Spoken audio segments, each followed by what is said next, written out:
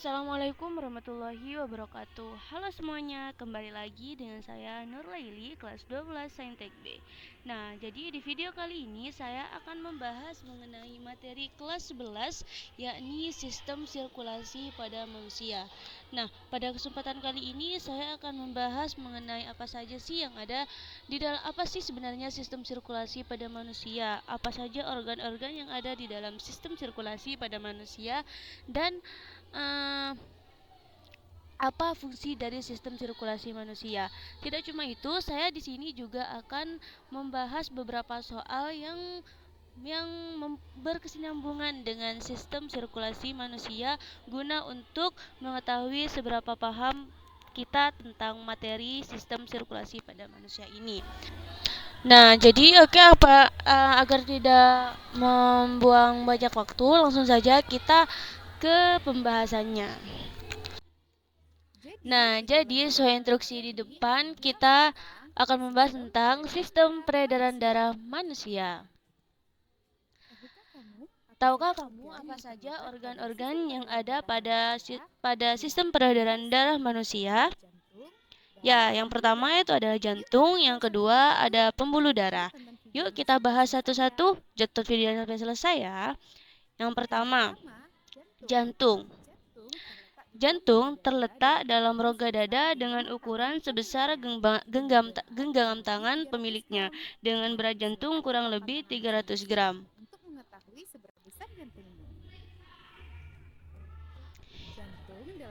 Jantung dalam tubuh kita terdiri dari 4 ruang, yaitu atrium kiri, ventrikel kiri, atrium kanan, dan ventrikel kanan. Kemudian, pada jantung terdapat beberapa pembuluh darah, di antaranya aorta, arteri pulmonalis, vena cava superior, dan vena cava inferior. Pada jantung terdapat sekat atau disebut juga septum. Septum ini memisahkan bagian kiri dan kanan ruang jantung.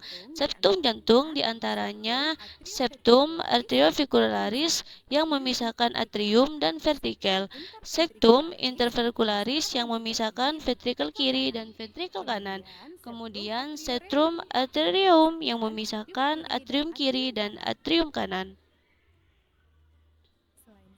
Selain sekat, jantung juga memiliki katup atau valvula. Katup ini memisahkan ruang atas atau atrium dan ruang bawah atau ventrikel pada jantung. Pemisahan oleh katup jantung ini berfungsi untuk menjaga agar darah dalam ventrikel tidak kembali lagi ke atrium. Beberapa katup yang ada pada jantung diantaranya adalah valvula bicupitalis yang memisahkan atrium kanan dan ventrikel kanan, valvula bicupitalis yang memisahkan antara atrium kiri dan ventrikel kiri, dan ada valvula semionaris yang berada di antara pembuluh aorta dan arteri. Tujuannya agar darah yang akan diedarkan tidak kembali lagi ke jantung. Perlu teman-teman ketahui, jantung dapat bekerja karena adanya sistem saraf pada jantung. Sistem saraf pada jantung merupakan sistem saraf tidak sadar yang terdiri dari SA node yang terdapat pada dinding atrium kanan yang berdekatan dengan vena cava superior, atrium interventricular node yang berada pada dinding atrium kanan dan ventrikel kanan, berkas his yang menyebar pada dua bilik, dan serabut Purkinje yang berada pada serabut dinding jantung. Yuk kita lihat cara kerjanya masing-masing.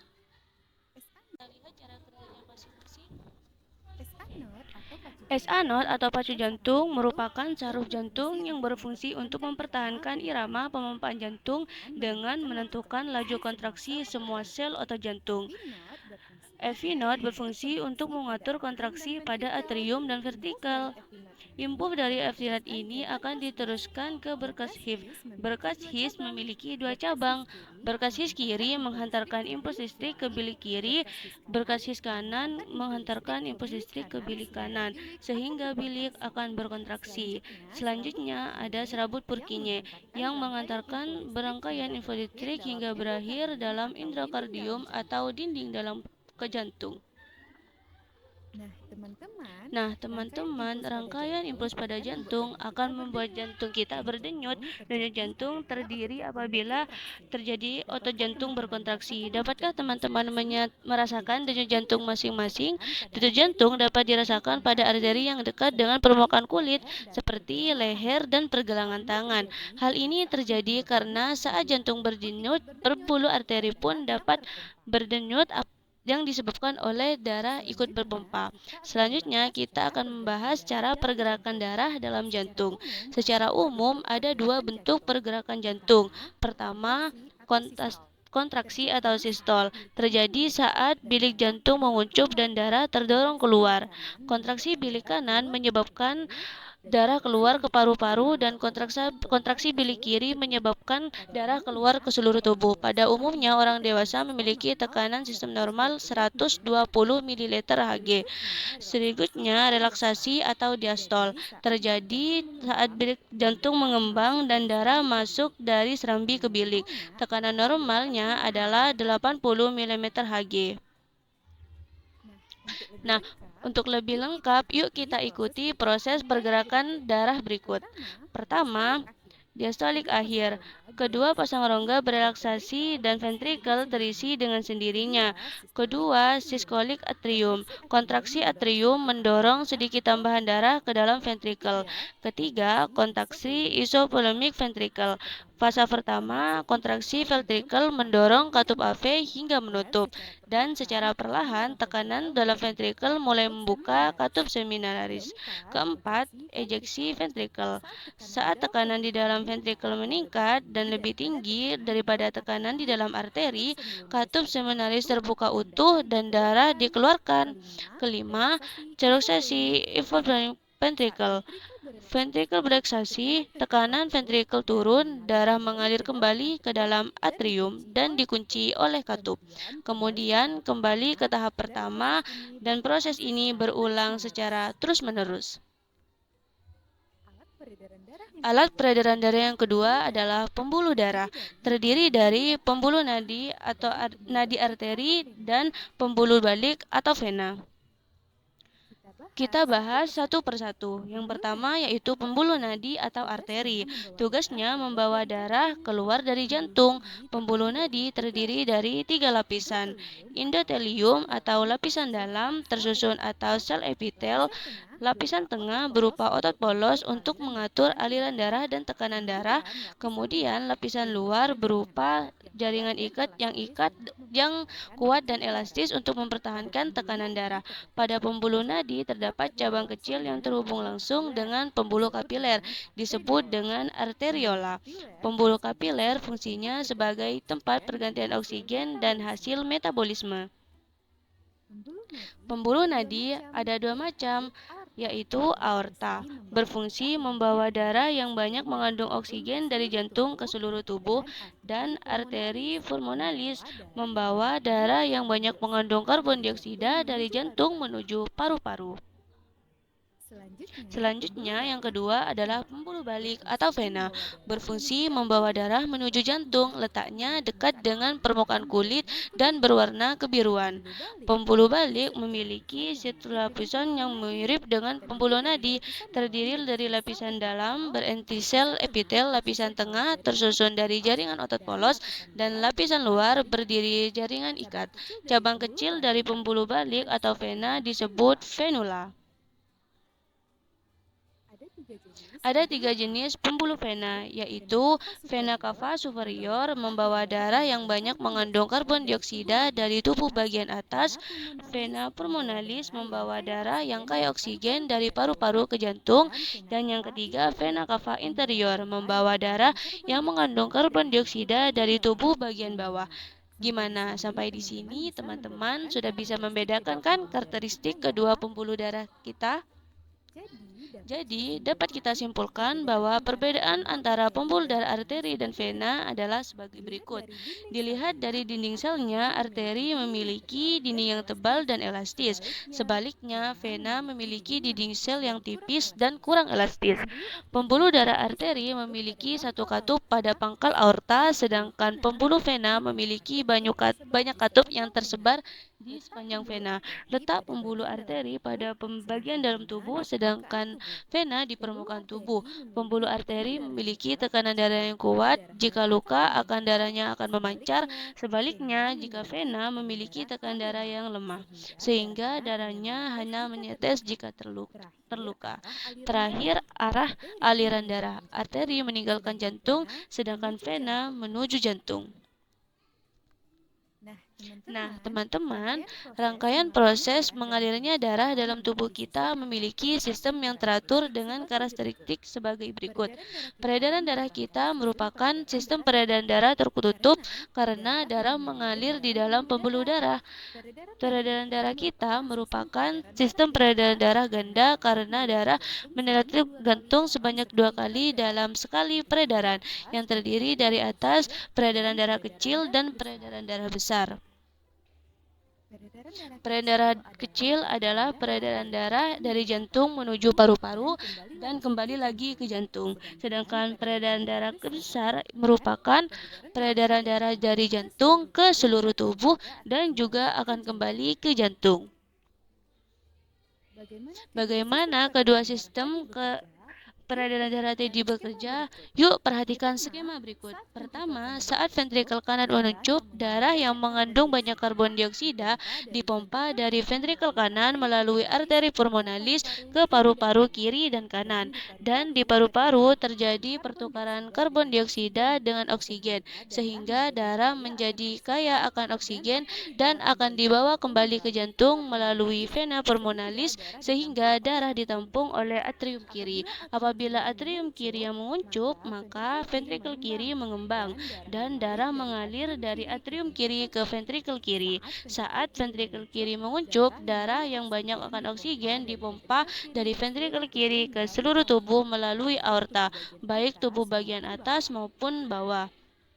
Darah kaya oksigen yang sampai di kapiler tubuh akan bertukar dengan karbon dioksida hasil metabolisme, sehingga darah yang akan masuk ke zona kava superior dan vena cava inferior adalah darah yang kaya akan karbon dioksida. Akhirnya akan masuk ke atrium kanan, dan saat atrium kanan menguncup, maka ventrikel kanan mengembang dan darah mengalir dari atrium kanan ke ventrikel kanan, dan peredaran yang sama kembali berulang.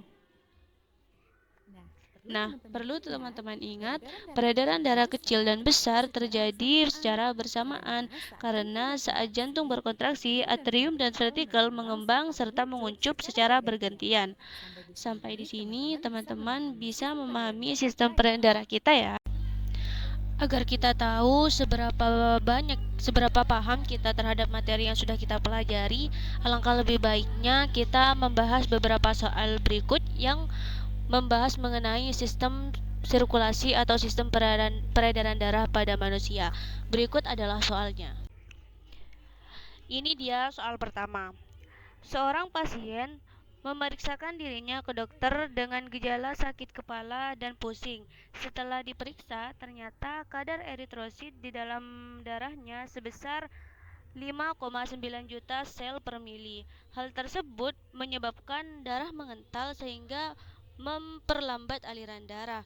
Dokter mengatakan jika hal tersebut tidak segera ditangani, maka akan menyebabkan penggumpalan darah sehingga terjadi kematian jaringan. Nah, berdasarkan deskripsi tersebut, penyakit yang dialami pasien adalah A. Thalassemia, B. Hemofilia, C. Arteriosklerosis, C. Policythemia, D. Aterosklerosis. Nah, jawabannya adalah D, yakni polistemia. Apa sih polistemia? Polistemia sendiri itu adalah penyakit pada sistem sirkulasi yang disebabkan oleh kelebihan produksi eritrosit di dalam darah. Kadar eritrosit normal pada manusia itu sekitar 4-5 juta sel per mililiter. Jika pasien memiliki kadar eritrosit melebihi kadar normal, maka darah akan mengental sehingga aliran darah menjadi lambat. Jika dibiarkan, akan terbentuk gumpalan di dalam pembuluh darah yang akan mengakibatkan kematian jaringan. Gejala umum yang sering terlihat pada pasien adalah sakit kepala dan pusing. Nah, jadi itu yang akan terjadi apabila kadar eritrosit di dalam tubuh kita melebihi batas normal.